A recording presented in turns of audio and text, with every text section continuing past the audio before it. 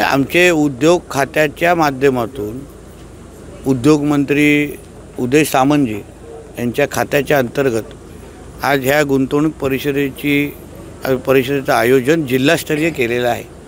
आमच्या सिंधुदुर्ग जिल्ह्यामध्ये पण काही सामंजस्य करार करण्यात आलेले आहेत। या गुंतवणूक परिषदेचं निश्चित पद्धतीने कौतुक करायला हवं, कारण का त्या जिल्ह्यामध्ये गुंतवणूकदारांशी भेट होणं, संवाद होणं, त्यांच्याही अपेक्षा समजून घेणं, त्यांच्या मागण्या समजून घेणं आणि त्याचबरोबर आमचा सिंधुदुर्ग जिल्हा गुंतवणूकदारांसाठी एक पोषक जिल्हा कसा बनवू शकतो, आमच्या इथे गुंतवणूक कशी वाढू शकते।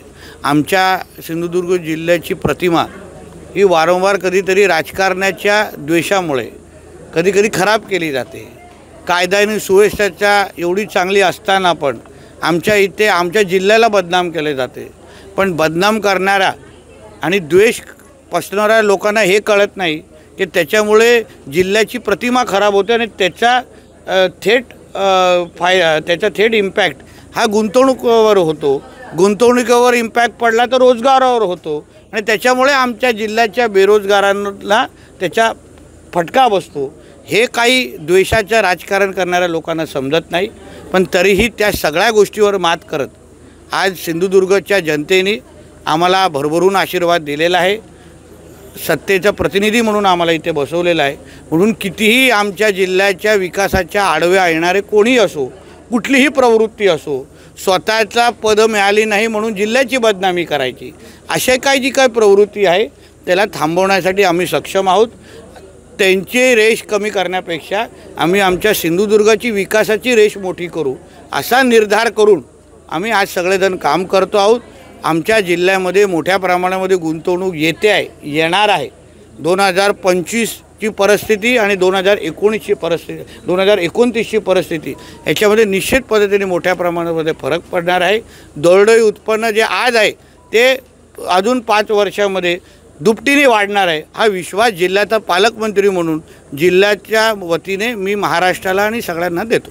सर, दोडामार्गमध्ये अनधिकृत मदरसा उभारण्यात आला आणि त्या मदरशामध्ये तलवारी देखील सापडल्या। बिहारी धर्मगुरू आणि एकाला अटक करण्यात आलेली आहे। अशा पद्धतीने जिल्ह्यात अजून एका ठिकाणी सुद्धा प्रकार सुरू आहेत। यावर पालकमंत्री म्हणून तुम्ही कशा पद्धतीने बघा, जिल्ह्याच्या पोलीस अधीक्षकांची याबद्दल मी स्वतः चर्चा केलेली आहे।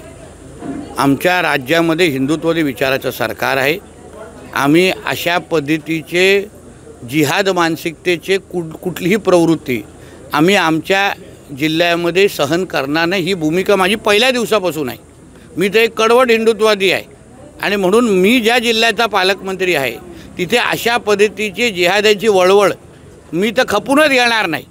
मी आमच्या पोलीस अधीक्षकांना स्पष्ट सांगितलेलं आहे की जिल्ह्यामध्ये असलेल्या सगळ्या मदरशांवर लक्ष ठेवा, त्यांची माहिती घ्या, कुठल्या मदरशांमध्ये काय होत आहे, काय चाललं आहे, शिक्षणाच्या नावाने खरंच तिचं शिक्षण दिलं जात आहे का की अतिरेक्यांना ट्रेनिंग दिली जाते आहे। आता मदरशामध्ये अगर 2-2 तलवारी सापडत असतील, काही कुठे बातमी होते की जिलेटिन पण तिथे होतं, या सगळ्याची सखोल चौकशी करून अशा पद्धतीचे ढाचे, मी त्याला ना मदरसा ते शिक्षण संस्था तर नाहीच आहे, पण अशा पद्धतीचे जिहाद पसरवणारे जे काही ढाचे आहेत ते माझ्या जिल्ह्यामध्ये मी सहन करणार नाही। त्यांना उद्ध्वस्त केले जातील हा विश्वास मी जिल्हावासियांना देतो। ते फक्त दोडामार्गमध्ये नाही, काही दुसरेही आयडेंटिफाय झालेले आहेत जे नजरेकडे आलेले आहेत।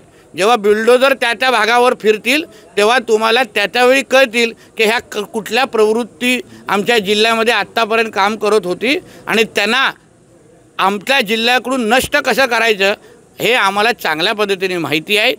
म्हणून येणाऱ्या कालावधीमध्ये तुम्हाला मोठ्या प्रमाणामध्ये आमच्या जिल्ह्यामध्ये रस्त्याच्या कामाच्या पलीकडे बुलडोझरचा वापर होत असताना दिसेल। सर, ज्या औरंगजेबाशी लढताना छत्रपती संभाजी महाराजांनी बलिदान दिले त्याच औरंगजेबाचे अवशेष आज कट्टरपंथी आणि दहशतवादी म्हणून हिंदू धर्मीयांवर हल्ले करत आहेत। त्यामुळे देवेंद्र फडणवीस यांनी महाराष्ट्राच्या भूमीत औरंगजेबाची जी कबर आहे ती कायमची हटवावी असं प्रज्ञानंद महाराजांनी म्हटलं। आता शेवटी त्यांचं वक्तव्य मी ऐकलेलं नाही, पण ही भावना पूर्ण सगळ्या हिंदू समाजाची आहे आणि त्या बाबतीमध्ये आमचे आदरणीय देवेंद्र फडणवीस मुख्यमंत्री साहेब हे निश्चित पद्धतीने योग्य वेळी योग्य भूमिका घेतील हा विश्वास मी महाराष्ट्रातल्या समस्त हिंदू समाजाला देतो।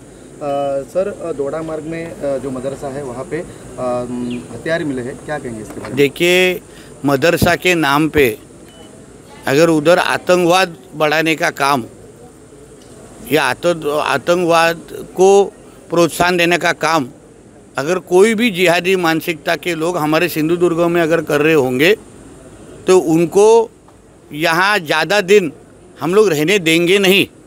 मैंने उसी दिन पुलिस अधीक्षक को कहा है कि जितने मदरसा हमारे सिंधुदुर्ग जिला में है उसकी सबकी आप सबको उसमें चेकिंग करो, उसमें इंफॉर्मेशन लो कि उसमें पढ़ाई की जाती है या दहशतवाद को इस तरीके से प्रोत्साहन दिया जाता है।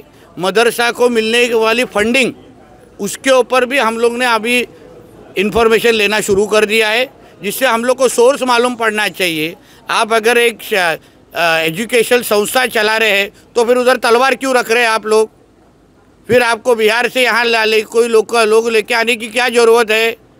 ये सरकार, ये एक हिंदुत्ववादी विचार की सरकार है। ये जिहाद के खिलाफ हम लोग काम करने वाले हम सब कार्यकर्ता है। इसलिए हमारे सिंधुदुर्ग जिला में हमको किसी भी तरीके की ताकतों को हम लोग यहाँ सहन करेंगे नहीं। उनको जो सज़ा देनी है, उनकी मदरसा हो या उनका कोई भी जो कुछ भी ढांचा हो, उसको कैसे उद्ध्वस्त करना है वो हमको अच्छी तरह से मालूम है। आने वाले वक्त में हमारे ज़िले में आपको इसी तरह कोई भी जिहाद को प्रोत्साहन करने वाला कोई भी आपको जिले में दिखाएगा नहीं, इतना विश्वास मैं आपको देना चाहता हूँ। सर, त्या ठिकाणी मदरसा नव्हता तर घर बांधण्यासाठी परवानगी मागितली होती, ग्रामपंचायतीने घर बांधण्यासाठी परवानगी दिली नव्हती, अनधिकृतपणे मदरसा चालू। म्हणून ही जी प्रवृत्ती आहे ह्याला प्रोत्साहन देणारे कोण आहेत, ह्यांना ताकद देणारे कोण त्याला हिंमत देतं का तू जाऊन तिथे ग्रामपंचायतीच्या परवानगीच्या शिवाय तू तिथे मदरसा चालव, तलवारी आण, ही कोणाची कुठली प्रवृत्ती आहे? कोण त्याच्या मागे आहे? सगळ्याचा अभ्यास होतो, तुम्ही चिंता करू नका। पालकमंत्री नितेश राणे आहे, अशी कडक शिक्षा देईन ना परत शुक्रवारी त्रास होईल एवढी गॅरंटी मी या निमित्ताने तुम्हाला देतो।